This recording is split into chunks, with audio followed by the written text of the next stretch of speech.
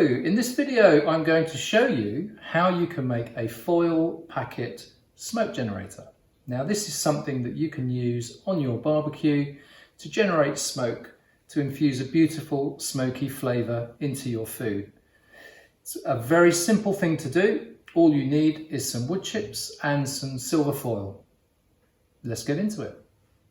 Okay, we have our foil sheet here and we've got this on our chopping board. To that we're going to put a handful of wood chips. Now in this particular case I'm using whiskey oak wood chips, and this is very simple. All we do now is we fold it over once, fold it over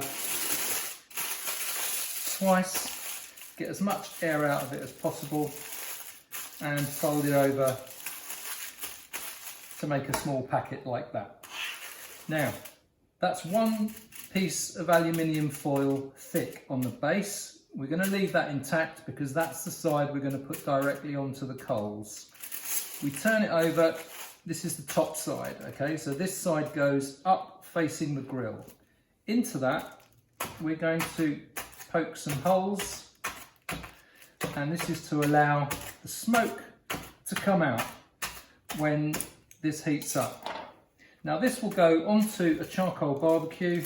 The heat will come up through the base. It will warm the chips to a point where they start to decompose through heat. That's called pyrolyzation. They will then start to emit smoke through these holes, and that will come up through onto your food.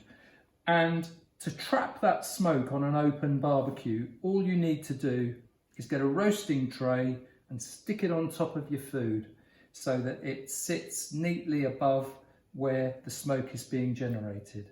So you'll have the smoke coming up through over the food into the roasting tray and almost acting like a little capsule on top of the food to trap the smoke. There you are. Well, there you have it. How easy could that be? One foil packet smoke generator, perfect for any barbecue to give you that lovely infused smoky flavour on your food. Enjoy, folks.